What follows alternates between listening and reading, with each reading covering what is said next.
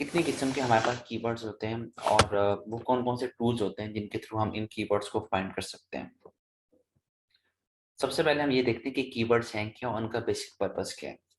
मैं स्टार्ट इस डेफिनेशन से करता हूँ कि यहाँ पे डेफिनेशन में बताया गया है कि keywords are those ideas and topics that define what your content is about. मतलब जो आपका कंटेंट लिखा हुआ है उनमें से जो वर्ड्स को हम कहते हैं कि कीवर्ड्स हैं वो आइडियाज होते हैं जो बताते हैं कि आपका कंटेंट किस बारे में। अभी जो मैंने वर्ड बोला कि जो बताते हैं, अब ये बताते हैं किसको बताते हैं? ये बेसिकली गूगल को बताते हैं। क्यों? क्योंकि पिछले लेक्चर में मैंने आपको बताया था कि गूगल के जो स्पाइडर्स होते हैं, जो क्रॉलर्स होते हैं, वो क्रॉल करते हैं हर वेबसाइट के ऊपर। वो आते हैं, आपका कंटेंट चेक करते हैं। आपकी वेबसाइट है, मैं एक ही एग्जांपल को साथ लेके चलूँगा ताकि हमें कोई कन्फ्यूजन स्टार्ट ना हो, कोई कन्फ्यूजन पैदा ना हो। मैंने मोस्टली जो पिछले लेक्चर में भी एग्जांपल्स दिए हैं वो डिजिटल मार्केटिंग की वेबसाइट की दी हैं अपनी के। फॉर एग्जांपल एक एग्जांपल के तौर पे एक वेबसाइट है हमजामंसूर.com और वो डिजिटल मार्केटिंग की वेबसाइट है। अब उस वेबसाइट मेरी वेबसाइट है डिजिटल मार्केटिंग की, तो ऑब्वियसली इसके अंदर मैंने कंटेंट तो लिखा होगा। तो फर्स्ट कर लें, अगर मैंने कोई 1200 या 1500 वर्ड्स का मैंने कंटेंट लिखा हुआ है, तो उनमें से मैंने 10 से 15 कीवर्ड्स ऐसे रखे होंगे जिनको मैंने बोल्ड किया होगा। अब उनको मैंने बोल्ड क्यों किया होगा? वो मैंने बोल्ड इसलिए किया होगा कि जब गूगल के स्पाइडर्स वहां पे आएंगे, वो क्रॉल करेंगे, वो देखेंगे कि यार 1500 वर्ड्स के कंटेंट में ये 15 से 14 वर्ड्स ऐसे हैं जो बोल्ड हुआ है। इसका मतलब ये थोड़े अलग है क्योंकि बाकी तो एक ही फॉन्ट में लिखे हुए हैं, ये अलग बोल्ड किए हुए हैं। वो अलग बोल्ड बेसिकली हमने इसलिए किए हैं कि हम गूगल को ये हिंट दे सकें कि ये वो वर्ड्स हैं जिनको हम कीवर्ड्स के तौर पर रैंक करवाना चाहते हैं। क्यों? वो इसलिए कि अब मेरी वेबसाइट है डिजिटल मार्केटिंग के रिगार्डिंग। तो इसका मतलब है मैंने ऐसे सारे वर्ड्स जिनमें जिक्र होगा कि best digital marketing course in Lahore, digital marketing careers, या डिजिटल मार्केटिंग के मॉड्यूल्स जिनमें social media marketing, search engine optimization, web development, इस तरह के किसी भी वर्ड्स को मैंने हाईलाइट किया होगा। ये जब ये एक ही कैटेगरी के वर्ड्स हाईलाइट हो रहे होंगे तो गूगल को ये पता लग जाएगा कि जो वेबसाइट है ये किस कैटेगरी की वेबसाइट है। ये कोई न्यूज़ चैनल से रिलेटेड या मूवीज या म्यूजिक से रिलेटेड नहीं, बल्कि ये डिजिटल मार्केटिंग की कैटेगरी वाली वेबसाइट है। क्यों? क्योंकि मैंने वो जो 10 से 15 words depending upon the total words of my content, ये भी आगे जाके हम आपको बताएंगे कि कीवर्ड्स हम कितने बनाते हैं कंटेंट के हिसाब से होता है। अगर मैंने 1500 वर्ड्स का कंटेंट लिखा है तो उसमें मैं 14 से 15 कीवर्ड्स डाल सकता हूँ। ऐसा नहीं कि मैं उसमें से 30-35 डाल दूँ, वो स्टफिंग और स्पैमिंग हो जाएगी। ये सारी बातें आगे हम डिटेल में करेंगे।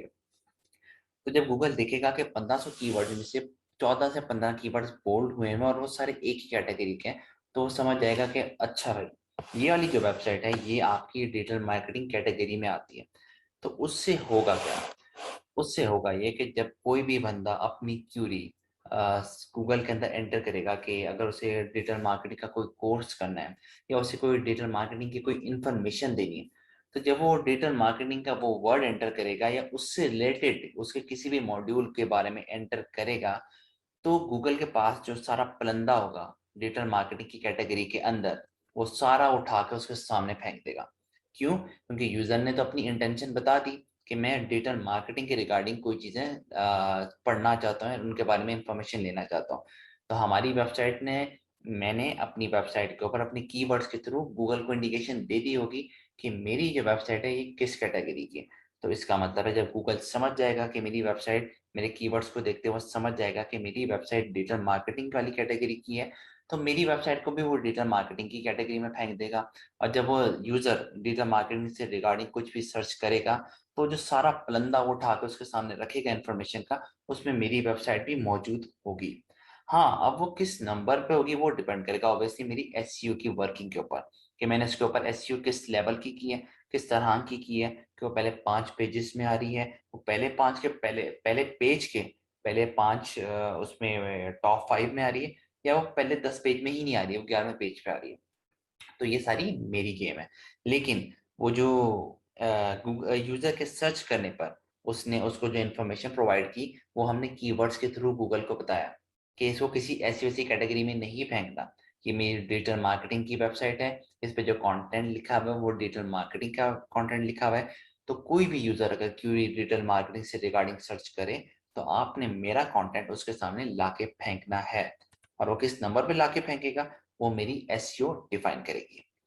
तो व्हाट आर कीवर्ड्स की तो डेफिनेशन हमने पढ़ ली, and what are their purpose वो मैंने आपको सारा बताया, उसको मैं डेफिनेशन में भी आपको बता देता हूँ। As a business they are important because your, cut please यहाँ से आप इसको कट कर दीजिएगा, मैं टाइमिंग भी नोट कर लूँ।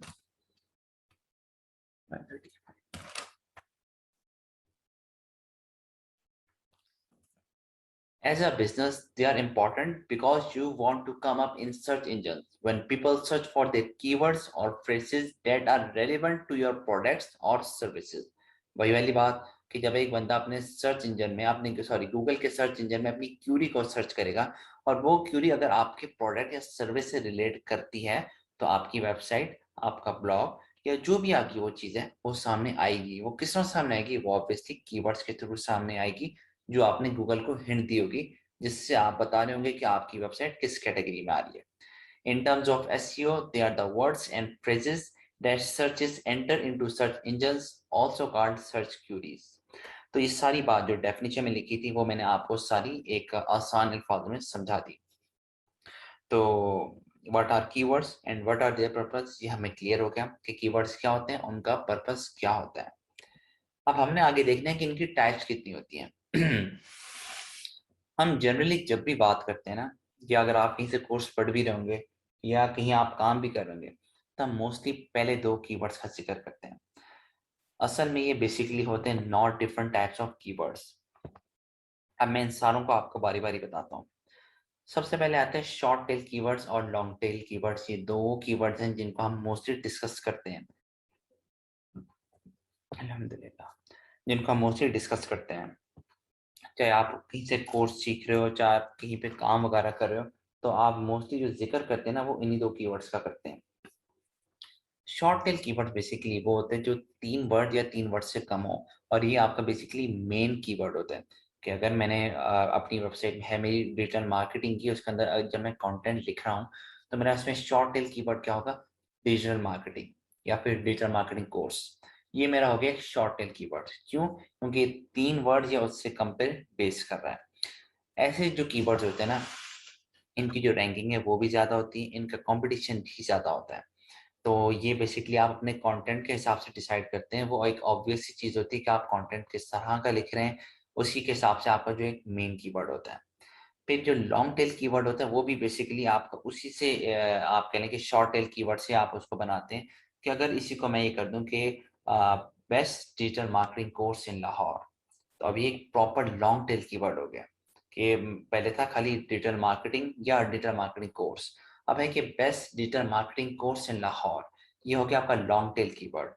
तो ये आगे जाके ये भी हमने पढ़ना है कि हमने कहाँ पे शॉर्ट टेल कीवर्ड्स यूज करने, कहाँ पे लॉन्ग टेल कीवर्ड्स यूज करने। मोस्टली होता है ऐसा कि जब आप एक कंटेंट लिखते हैं तो उसमें जो आपका ज्यादा फोकस होता है वो आपके शॉर्ट टेल कीवर्ड्स के ऊपर होता है, लेकिन हम उसमें लॉन्ग टेल कीवर्ड्स भी डालते हैं, लेकिन वो 2 से 3 डालते हैं। तो मतलब वो 2 से 3 आप कह लें कि मोर देन इनफ होते हैं। वो आप बहुत ज़्यादा डालने उसको डालते नहीं, लेकिन डालने की जो ज़रूरत है वो पेश आती है, डालना ज़रूरी होता है, लेकिन वो हम सिर्फ 2 या 3 ही डालते हैं। जो ज़्यादा हम लोग डालते हैं वो शॉर्ट टेल कीवर्ड्स डालते हैं। अच्छा, फ्रेश कीवर्ड्स वो होते हैं कि अगर आपका कोई करंटली एक इवेंट चल रहा है, जो कि अब आपको पता है कि सोशल मीडिया का दौर है, कुछ भी नया, कोई भी नया, हर आए दिन कोई ना कोई नया एक आपके लिए स्कैंडल निकल आता है, कोई नया एक नया इवेंट स्टार्ट हुआ होता है, उसी के रिगार्डिंग हैशटैग्स बनते रहते हैं। फॉर एग्जांपल आप कह लें आज से 2 ढाई साल पहले जब ये अली जफर वाला केस हुआ था, मीशा शफी वाला, तो सबने ये हैशटैग बना लिए थे मी टू। ठीक है, अब ये क्या होता है, जो ये जो आपके हैशटैग्स बनते हैं ये आपके कीवर्ड्स बन जाते हैं। तो कहीं भी आप वो आप उस बार उससे रिगार्डिंग अगर आप कहीं कंटेंट लिख रहे होगे या कोई भी ऐसा आप केस लिख रहे होगे, तो आप वहाँ पे मी टू का कीवर्ड यूज कर सकते हैं। ये अब नहीं, ये मैं वाली एग्जांपल दे रहा हूँ क्योंकि अब तो वो ऑब्वियसली आउट ऑफ ट्रेंड हो चुका है। ये फ्रेश कीवर्ड्स होती वही है कि वो इन ट्रेंड हो, कि उस समय वो करंटली वो काम चल रहा हो, तो आप उसको as a fresh keyword use करते हैं। फिर आपका आता है एवरग्रीन कीवर्ड्स। एवरग्रीन कीवर्ड्स वो होते हैं कि जो हमेशा, एक तो कह लें सदाबहार रहते हैं। इनके वॉल्यूम में थोड़ा उतार चढ़ाव आता है, लेकिन ऐसे नहीं हो सकता कि हम कहें कि यार आज से 5 साल पहले ये कीवर्ड या फिर ये चीज़ बहुत इन थी, अब तो बिल्कुल ही गायब हो गई है। उसमें सिर्फ इतना फर्क होता है कि हाँ यार 5 साल पहले ज्यादा थी, अब थोड़ी सी कम हो गई है, फिर हो सकता है कि 2 साल बाद दोबारा और ज्यादा हो जाए। जैसे एक एक चीज थी जो मैं अपनी ग्रेजुएशन से सुनता आ रहा हूँ कि how to earn money online. मतलब ये कि ऐसी चीज है कि आप उसको कभी भी उठा के देख लें, इसका वॉल्यूम आपको 19-20 का फर्क नजर आएगा, थोड़ा उतार चढ़ाव नजर आएगा, लेकिन ये कभी भी ऐसा नहीं होगा कि एक्सट्रीम चेंजेस नजर नहीं आएंगी कि यार 2012 में बहुत पीक पे था लेकिन अब 2021 में ये बिल्कुल इसका वो है ही नहीं, या 2014-15 में बिल्कुल हल्का सा इसकी वो वॉल्यूम होता था लेकिन अब बहुत पीक पे। नहीं, ये एक ऐसा कीवर्ड है कि हर बंदा जो थोड़ा सा भी आलसी टाइप हो ना, जो ऑफिस ना जाना चाहता, वो अपने दोस्तों से भी ही बात करेगा कि यार कोई ऐसा काम बता कि मुझे ऑफिस ना जाना पड़े, मैं घर बैठे बैठे काम कर लूँ। ठीक है, वो सर्चेज में भी ही करेगा। तो ये एवरग्रीन कीवर्ड होते हैं कि जो जिनका जो वॉल्यूम है उनमें थोड़ा बहुत उतार चढ़ाव के साथ वो हर वक्त इन रहते हैं। अच्छा, फिर आता है आपका प्रोडक्ट डिफाइनिंग कीवर्ड्स। अब यहाँ से ऑनवर्ड्स मैं आपको थोड़ा सा वो कहते हैं आप प्रैक्टिकली लेके चलता हूँ। ओके।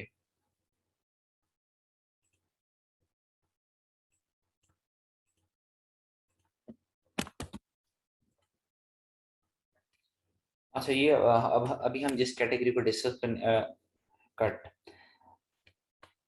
अभी हम जिस कैटेगरी को डिस्कस करने लगे वो है प्रोडक्ट डिफाइनिंग कीवर्ड।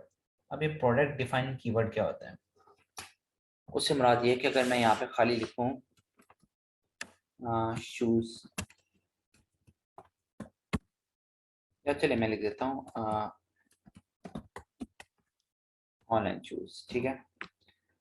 अब ये जो मेरे पास सर्च है ये एक जनरल सर्च आ गई, ठीक है, कि यहाँ पे जितने भी शूज होंगे, जितने भी ब्रांड्स होंगे, वो बारी बारी उनके मुझे उन्होंने कोई ना कोई वेबसाइट दिखाई होगी, कोई तस्वीरें दिखाएंगी, किसी की एडवर्टीजमेंट शो की होंगी। अगर मैं यहाँ पे लिख दूँ नाइकी शूज, तो इसका मतलब है कि गूगल को मैंने अपनी क्यूरी के बारे में एग्जैक्ट बता दिया कि मुझे किस तरह का प्रोडक्ट चाहिए। अब मैंने उसको रिस्ट्रिक्ट कर दिया कि वो मुझे जो भी चीज़ दिखाए मुझे नाइकी से रिलेटेड दिखाएगा, मुझे जनरल शूज़ नहीं दिखाएगा। वो कहीं से भी कोई भी उठा के मुझे शूज़ नहीं दिखाएगा, वो जितनी भी मुझे सर्चेस दिखाएगा अब वो सारी नाइकी से रिलेटेड होंगी। ये देखें, सारी इसकी इमेजेस आ गई हैं। नाइकी शूज़ के जो स्टोर हैं उनके बारे में मुझे वो बताना शुरू कर दिया है। मैं कहाँ से खरीद सकता हूँ वो मुझे बताना शुरू कर दिया, कि जो नई कलेक्शन आई उसके बारे में बताना शुरू कर दिया। तो जब आप गूगल को एक स्पेसिफिक कर देते हो किसी अपने प्रोडक्ट के बारे में, तो उसको हम कहते हैं कि प्रोडक्ट डिफाइनिंग कीवर्ड। फिर आता है कस्टमर डिफाइनिंग कीवर्ड। अच्छा, पहले था ये जो अभी एग्जाम्पल, ये जो मैंने अभी सर्च किया इसे हम कहते हैं प्रोडक्ट डिफाइनिंग कीवर्ड, कि हमने अपना प्रोडक्ट डिफाइन कर दिया। कस्टमर डिफाइनिंग कीवर्ड क्या होगा कि इसी के आगे मैं लिख दूं फॉर मैन। ये मैंने अपना जेंडर, मैंने अपना कस्टमर डिफाइन कर दिया कि मुझे कोई इधर उधर नहीं जाना। पहले तो मैंने उसको बता दिया कि मुझे जनरल शूज नहीं चाहिए, मुझे सिर्फ और सिर्फ नाइकी के शूज देखने हैं। ये हो गया आपका प्रोडक्ट डिफाइनिंग कीवर्ड। फिर मैंने उसको बताया कि नाइकी के शूज में भी मुझे ये बच्चों के या फिर लड़कियों के, औरतों के मुझे नहीं चाहिए, मुझे सिर्फ और सिर्फ मैन के दिखाएं। तो इसे हम कहते हैं कस्टमर डिफाइनिंग कीवर्ड। तो जिसमें ये जितनी भी मुझे आप सर्चेस दिखाएगा वो सारी मेन से रिलेटेड होगी। ये आपकी हो गई प्रोडक्ट डिफाइनिंग कीवर्ड्स भी हो गया, आपका कस्टमर डिफाइनिंग कीवर्ड्स भी हो गया। अब आता है आपका जियो टारगेटिंग कीवर्ड्स। इस एग्जांपल को साथ लेके चलते हैं। जियो टारगेटिंग का मतलब होता है जियोग्राफिकल।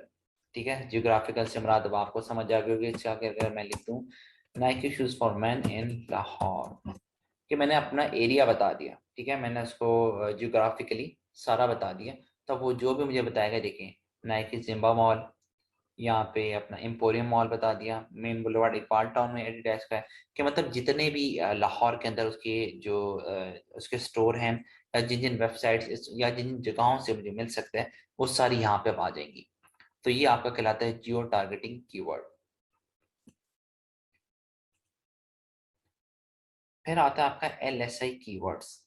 अच्छा, एल एस आई कीवर्ड्स जो होते हैं वो बेसिकली आपके लिए एक कह लें थीमेटिकल कीवर्ड्स होते हैं। थीमेटिकल कीवर्ड्स क्या होते हैं कि आपका जो एक मेन जो आपका कीवर्ड था ना, कि फॉर एग्जांपल इसमें मेन कीवर्ड हमारा क्या था, शूज था, ठीक है। ये बेसिकली जनरेट होता है मेन कीवर्ड से। अब आपने यहाँ पे सर्च किया शूज, अभी शूज आ गया। अब आप डायरेक्टली नीचे चले जाएं। अब ये जो चीजें आ रही है ना, इसे हम कहते हैं एल एस आई कीवर्ड्स। ये वो होते हैं बेसिकली जो एक उसी थीम को फॉलो रखते हैं, कि मतलब अगर मैंने शूज सर्च किया तो मेरा मेन जो है वो शूज ही रहा।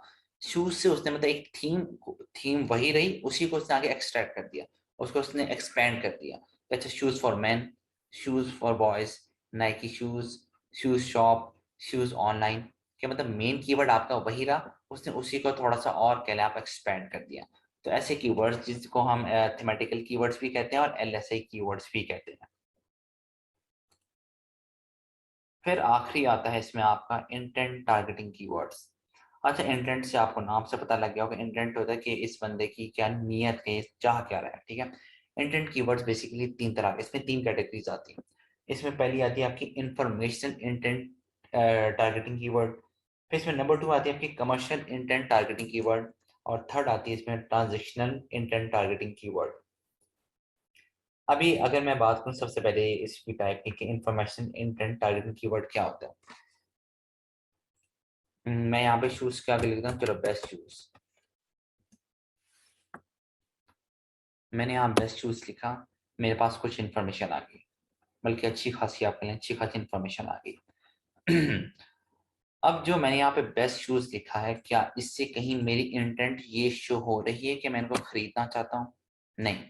इससे सिर्फ ये पता लग रहा है कि मैं अच्छे जूतों के बारे में कुछ इन्फॉर्मेशन लेना चाह रहा हूँ, उनको पढ़ना चाह रहा हूँ, या एक इन्फॉर्मेशन लेना चाह रहा हूँ कि अच्छा कहाँ कहाँ जो अच्छे शूज़ हैं वो किस किस ब्रांड के होते हैं, मुझे कहाँ कहाँ से मिल सकते हैं, अब वो देखने में कैसे हैं, उनकी तस्वीरें वगैरह। इसमें मेरी कहीं भी इंटेंट ये नहीं है कि मैंने उनको खरीदने हैं।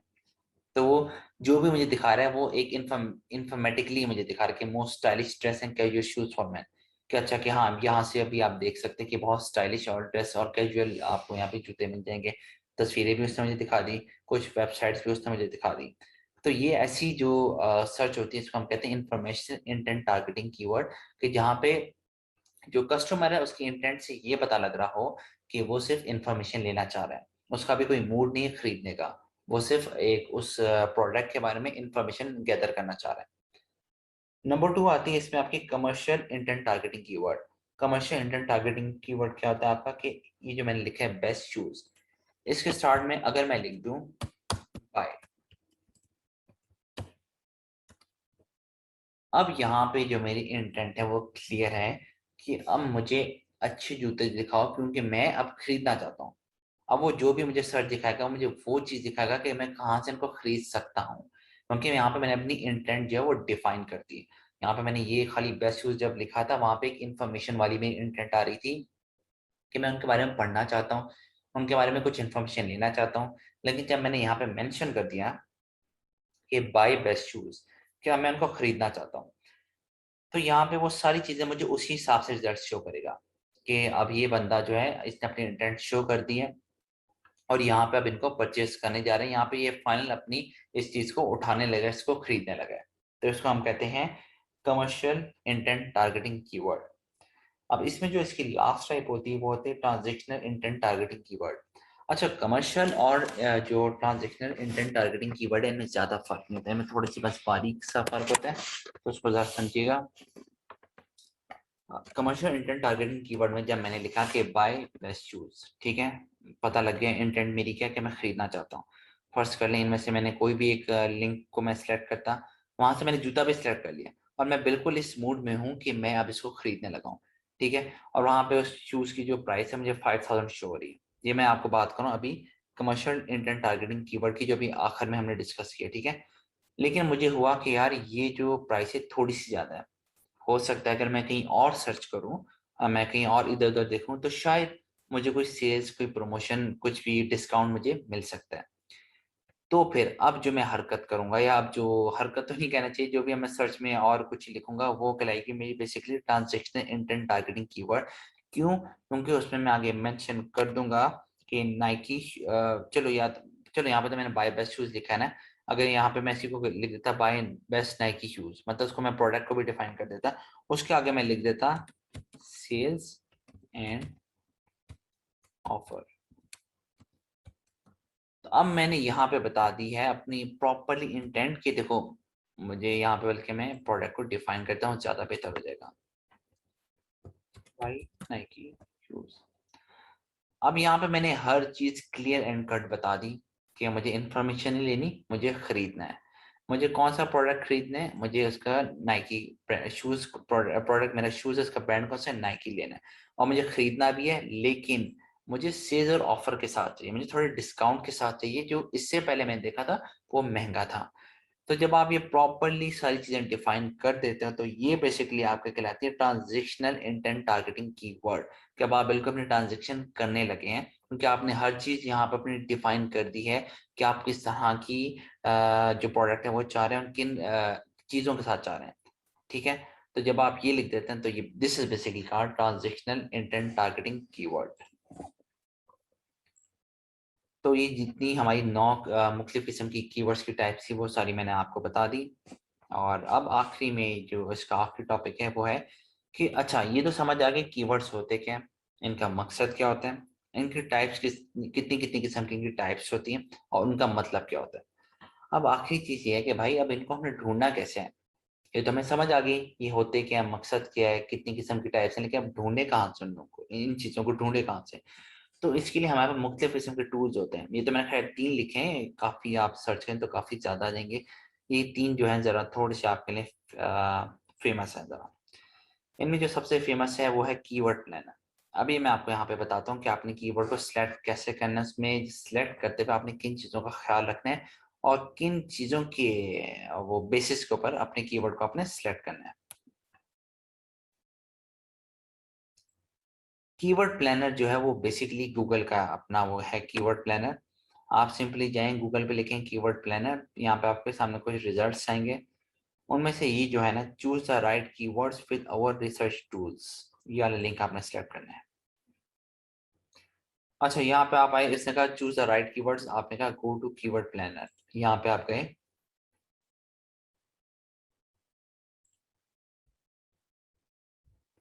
और यहाँ पे आपके सामने एक विंडो ओपन हो जाएगी।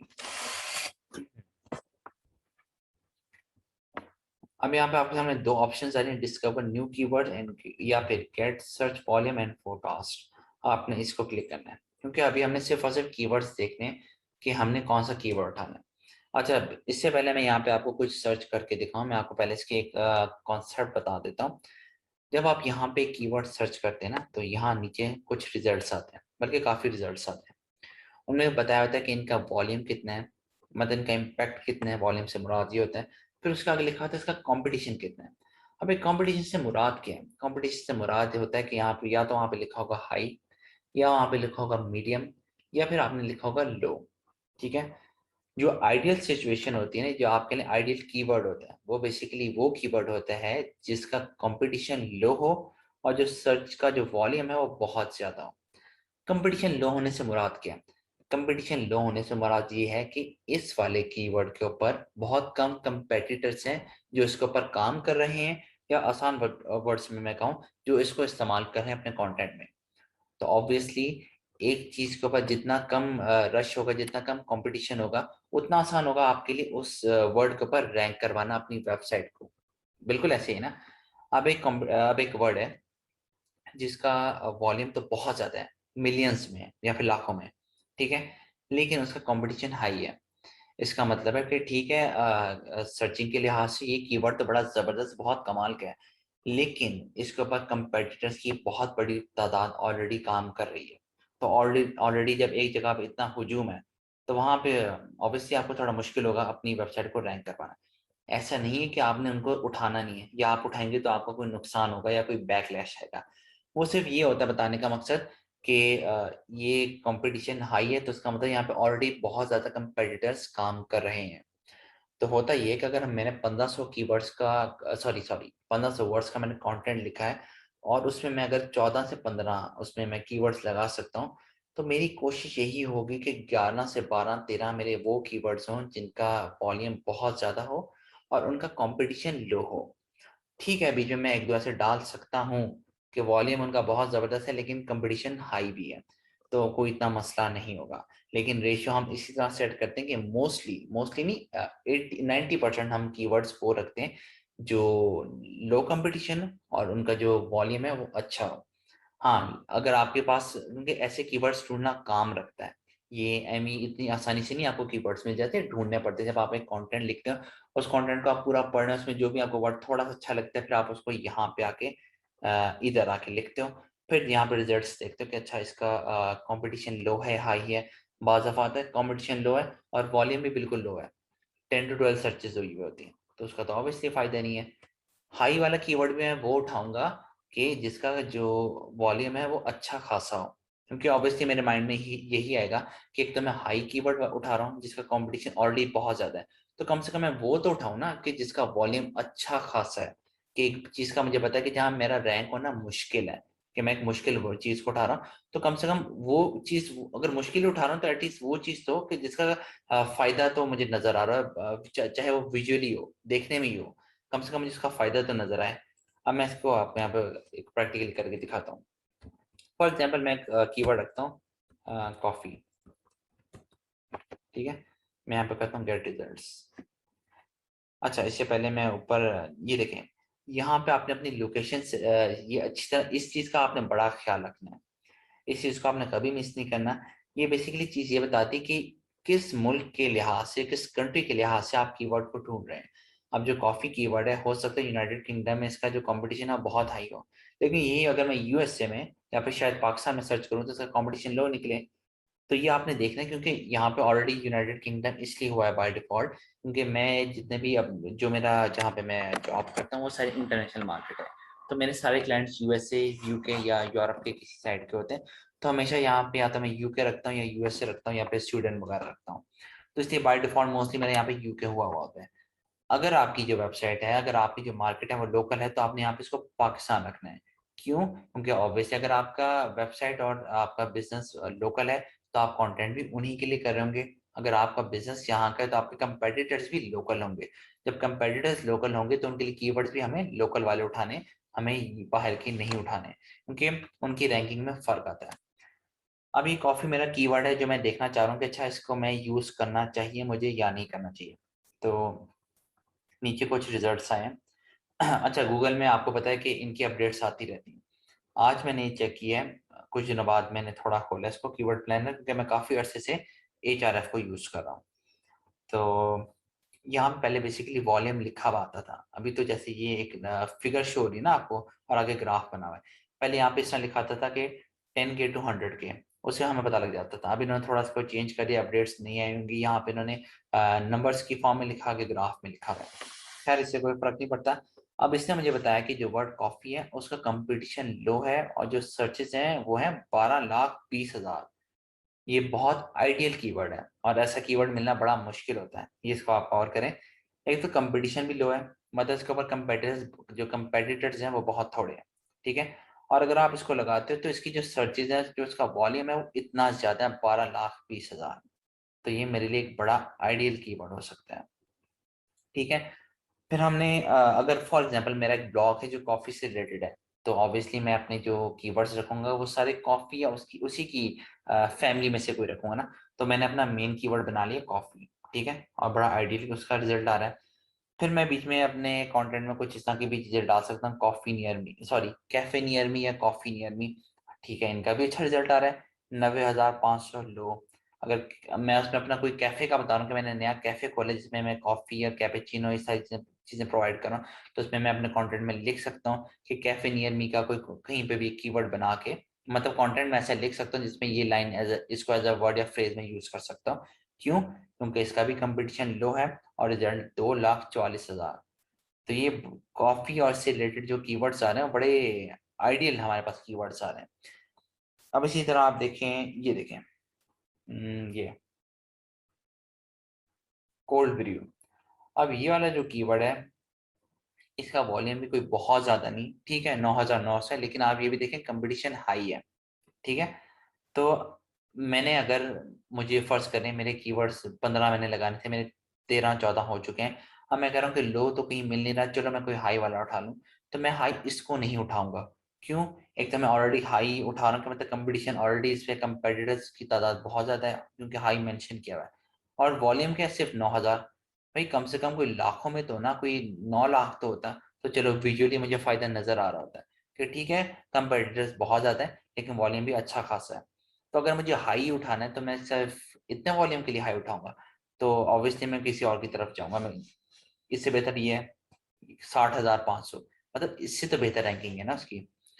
तो आपने इन चीज़ों का ख्याल रखना है कि कंपटीशन जो हमारे पास जो आइडियल कीवर्ड होता है वो बेसिकली वो होता है जिसका कंपटीशन लो हो और जो वॉल्यूम है वो अच्छा खासा हो, ये हमारे पास आइडियल कीवर्ड होता है। लेकिन इसको ढूंढना काम रखता है। तो जब आपने अपने जो कंटेंट में वर्ड्स लिखे हैं उनके हिसाब से जब आप कीवर्ड्स उनको फिल कर रहे होते हैं, तो फॉर एग्जांपल अगर आपके 10 कीवर्ड्स बनने हैं, तो जरूरी नहीं है कि आपको इस टूल के थ्रू या किसी भी टूल के थ्रू वो 10 के 10 आपको आइडियल कीवर्ड्स मिल जाए। तो आपने कोशिश ये करनी होती है कि मैक्सिमम जितना इस तरह के कीवर्ड्स निकाल सकते हैं उनको निकालें, और जो थोड़े बहुत रह जाते हैं उनमें फिर आप मीडियम हाई की तरफ भी सबसे एंड में जाएं, मीडियम वालों को देखें।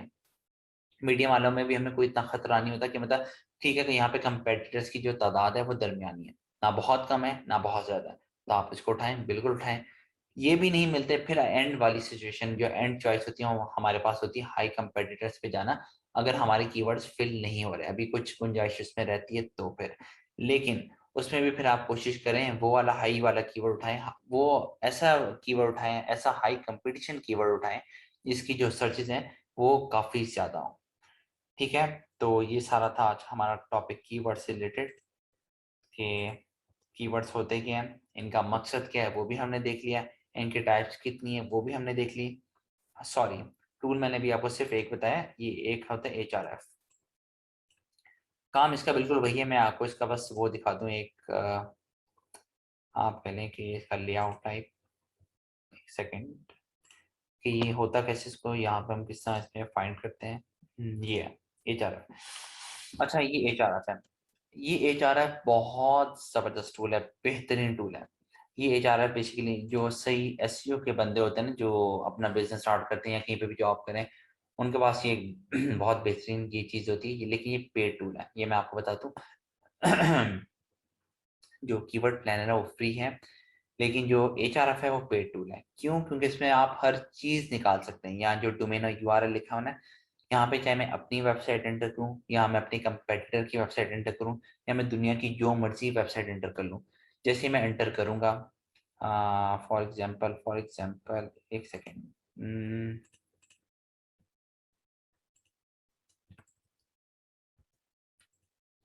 ये एक वेबसाइट है, ये मैंने यहाँ एंटर की।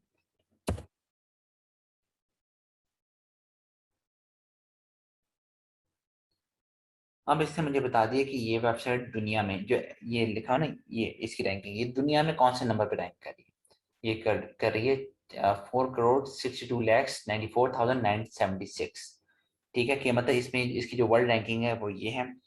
ये चीज की स्पैमिंग शो करती है कि इस वेबसाइट पे स्पैम कितना आया हुआ है। ठीक है, इसका डोमेन अथॉरिटी ये बताती है कि ये वेबसाइट कितनी अच्छी है, इस पे कंटेंट कितना जबरदस्त लिखा हुआ है, क्योंकि ये वेबसाइट भी डेवलपिंग है।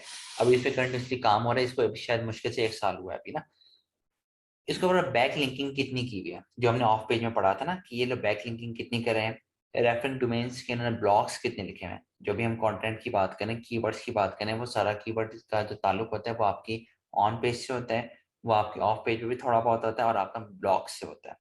इन्होंने कीवर्ड्स कितने यूज किए हैं, कितने रिसेंटली इन्होंने ऐड किए हैं, इनकी वेबसाइट पे ट्रैफिक कितनी आ रही है, एक दिन में इनकी वेबसाइट पे अप्रॉक्सीमेटली कितने डॉलर्स की शॉपिंग हो जाती है, क्योंकि यूके की वेबसाइट है तो इस हिसाब से बता रहे हैं। मतलब इसमें आप हर चीज उनकी निकाल सकते हैं। अगर मैं यहाँ पे बैकलिंक्स पे क्लिक करूंगा, तो यहाँ से मुझे ये पता लग जाएगा कि अच्छा ये जो वेबसाइट है ये इनकी स्ट्रेटेजी क्या है, इन्होंने अपना जो लिंक्स हैं वो कौन कौन सी वेबसाइट्स पे लगाए हैं, और इस सारी लिंक्स को स्टडी करके मैं इनकी स्ट्रेटेजी पता चला सकता हूँ कि ये वाली वेबसाइट ये क्यों इतने ऊपर जा रही है। ये बेसिकली कपड़ों की वेबसाइट है, अगर मेरी भी कपड़ों की वेबसाइट होती यूके में, तो ऑब्वियसली मेरा क्या होता, कंपेटिटर होना था। तो इससे यहाँ से इन सारी चीज़ों से मैं इनकी स्ट्रेटेजी निकाल सकता था कि अच्छा ये लोग कौन कौन सी वेबसाइट्स और किस तरह की वेबसाइट्स के ऊपर अपना लिंक्स लगा रहे हैं, क्या ये लोग ज़्यादा ब्लॉग्स के ऊपर काम कर रहे हैं या ये लोग बैक लिंकिंग के ऊपर काम कर रहे हैं। तो इस टूल के थ्रू आप कुछ भी, वो मतलब कहते हैं ना इच्ची बिच्ची, आप उसकी निकाल सकते हैं। यहाँ से आप अपना कीवर्ड कैसे फाइंड कर सकते हैं, यहाँ पे आप कर सकते हैं कीवर्ड एक्सप्लोरर, ऊपर लिखा हुआ है। ठीक है, यहाँ पे आपने क्लिक किया, यहाँ पे आपने अपना कीवर्ड डाला है, यहीं पे डालते हैं दोबारा हम कॉफी। इसको ही देखें यहाँ पे भी, क्योंकि मैं इसको टूल को यूज करता हूँ, यहाँ पे मेरा यूके ही सिलेक्ट किया हुआ है। आपने जिस उसके लिए यूज करना है कंट्री के लिए, उसके लिए आपने यहाँ पे लोकेशन चेंज कर देनी। आप देखें वही चीज होगी, सिर्फ क्या है दिखाने का तरीका अलग है। सुपर हार्ड का मतलब ये कीवर्ड डिफिकल्टी के, इसका यहाँ पे देखें इसका वॉल्यूम 83,000, इसके ऊपर क्लिक्स कितने हो रहे हैं, 25,000 क्लिक्स होते हैं इसके ऊपर। और इसका जो ग्लोबल वॉल्यूम है वो 7.0 मिलियन है। ठीक है, इसका मतलब है कि इतना बड़ा अगर कीवर्ड है तो ऑब्वियसली इसको बहुत सारे लोग हैं वो यूज कर रहे होंगे। HRF को सॉरी गूगल कीवर्ड प्लानर्स के ज़्यादा ऑथेंटिक माना जाता है, क्योंकि कहते हैं ये जो बड़े बड़े जो SEO होते हैं ना, SEO वाले, वो कहते हैं कि जो पेड वेबसाइट्स होती है ना वो ज़्यादा ट्रस्टवर्थी होती हैं, क्योंकि एक तो वो आपको इन्फॉर्मेशन बहुत ज़्यादा एडिशनल देती हैं, दूसरा चूंकि वो पेड होती हैं तो उनके बारे में कहा जाता है कि इनकी जो इंफॉर्मेशन होती है बिल्कुल ऑथेंटिक होती है as compared to non paid tools, जैसे कीवर्ड प्लानर हो गया। तो हम लोग भी अब काफ़ी अरसे से इसी के ऊपर ही ज़्यादा रिलाई कर रहे हैं, लेकिन कीवर्ड प्लानर को मैं कुछ ऐसा कह नहीं सकता क्योंकि ऑब्वियसली वो गूगल का टूल है, वो शायद कुछ 19-20 का फ़र्क आ जाए, लेकिन वो मतलब मैं इसको ये नहीं कह सकता कि वहाँ से जो आप अगर इन्फॉर्मेशन गैदर करते हैं वो शायद इतनी ऑथेंटिक ना हो। तो लेकिन खैर हर बंदे की अपनी राय है, मैं मोस्टली ज़्यादा ये यूज़ करता हूँ। कुछ लोगों को गूगल कीवर्ड प्लानर ज़्यादा आसान लगता होगा, तो इसलिए मैंने आपको दोनों के बारे में बता दिया कि यहाँ से मैं देखता हूँ कि अगर मैंने यूज़ करना होता तो मैं ये अलग कॉफ़ी का जो यहाँ पे HRF के अकॉर्डिंग मैं बड़ा सोच समझ के इसको यूज़ करता, क्योंकि यहाँ पे मुझे बता रहा है कि सुपर हार्ड है, मतलब बेसिकली ये इसकी इसका कॉम्पिटिशन बता रहा है। ठीक है, अब हालांकि यही कीवर्ड प्लानर ने इसको वहाँ पे लो बताया था, तो ये हर टूल का थोड़ा डिफरेंट आ रहा होता है। ये अगर आप तीसरा टूल अगर सर्च करेंगे ना जो मैंने आपको बताया SCMRVS सर्च, तो उसमें भी हो सकता है और डिफरेंट आ रहा हो, लेकिन बाकी ये वॉल्यूम और क्लिक्स वगैरह जो उसका ग्लोबल वॉल्यूम है वो यहाँ पे मिलियंस में आ रहा है, वहाँ पे लैक्स में था। तो हर एक जो उसका टूल होता है उसका थोड़ा सा डिफरेंट होता है इनकी इन्फॉर्मेशन। तो जिनको HRF आसान लगता है वो अगर उन्होंने यहाँ पे अपना कीवर्ड सर्च करना है तो उनके लिए मैं बता दूं कि उन्होंने इन चीज़ों का ख्याल रखना है कि आपकी कीवर्ड डिफिकल्टी क्या होनी चाहिए। मैं जब यहाँ पे यूज़ करता हूँ तो यहाँ पे मैं वो यूज़ करता हूँ जिनकी कीवर्ड डिफिकल्टी ईजी हो या फिर मीडियम हो।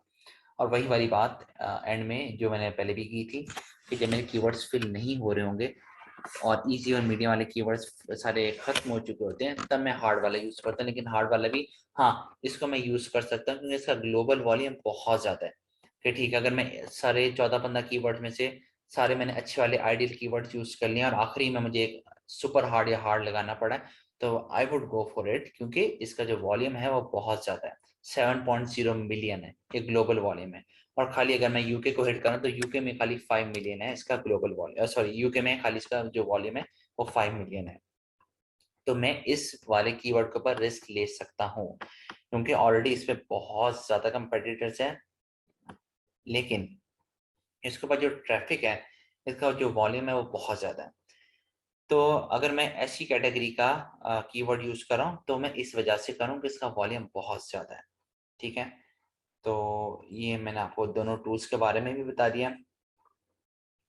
ये भी पेड टूल है लेकिन ये मैंने अभी तक यूज़ नहीं किया, इसलिए मैंने इसका आपको जिक्र कर दिया कि यार टूल भी लोग यूज़ करते हैं, अच्छा ऑथेंटिक है, लेकिन क्योंकि मैंने अभी तक इसको यूज़ नहीं किया, इसकी ज़रूरत ही नहीं पड़ी हमें, इन्हीं दो से काम हो जाता है, तो इसलिए ये अभी मैंने आपको नहीं दिखाया।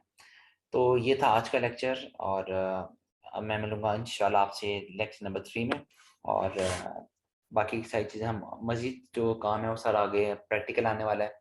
इसमें तो अभी मैं कुछ चीज़ें थ्योरेटिकल बता रहा था कि ज़रा ओवरव्यू टाइप चल रहा है ना अभी हमारा, तो उम्मीद है लेक्चर 3 या 4 से हमारा जो टोटली काम है वो प्रैक्टिकल बेस स्टार्ट हो जाएगा। तो मिलता हूँ मैं आपसे इंशाल्लाह नेक्स्ट लेक्चर में। Till that time take care, खुदा हाफिज़।